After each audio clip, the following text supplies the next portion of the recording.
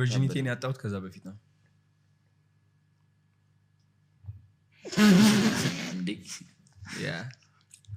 yeah this is ከይ ከአራተኛ ክፍል በፊት እንደዚህ ይቻላል እንዴ እንግዲህ ምን ታደርጉታላችሁ ነው እንግዲህ ዲቴል እንዴት ዲቴል ለመግባት is just you know ከአራተኛ ክፍል በፊት ማለት እኮ ስንት አመት እንደሆነ ገብቷል almost like very near እዛው ነው ሶስተኛ ክፍል አካባቢ it wasn't like a successful but yes ተሞከረ አቤት ፋሚሊያውን ያይታል እንዴት ያንተ ታላቅ የሆነ ሰው ነው no same age ሰርግ ትላል እንዴት እንዳወቁት አላቀም ሰርግ ምንድን ሰርግ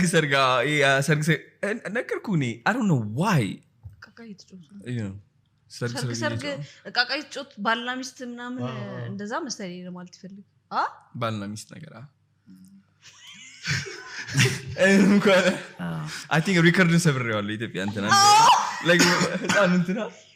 recording ሰብሬዋለሁ ይላው so I don't know እንደዚህ አይነት ነገሮች ስታወራ ወሬው አይደለም የሚገርመን ሰው ፊት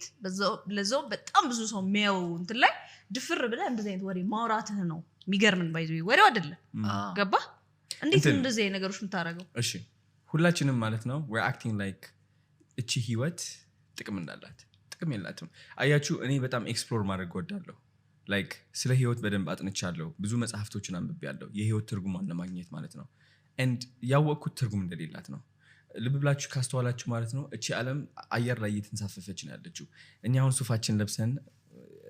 ማስክ አድርገን እንወጣለን እናስመስላለን we think that everything is serious but nothing is actually serious ሁላችንም በቃ የሆነ ህይወት እንደተሳካልን የሆነ እንዳወቅናት ነው ምናስመስለው አናቅም so that's why I share because ሁሉም ሰው የየራሱ ገመና አለው የየራሱ ሚስጥር አለው እኔ ደግሞ ከሰው ክብር አልፈልግም ካሁን በኋላ because I've realized ከሰው ክብር ፍቅር ስትጠብቅ ሁሌ መስረኛ ነኝ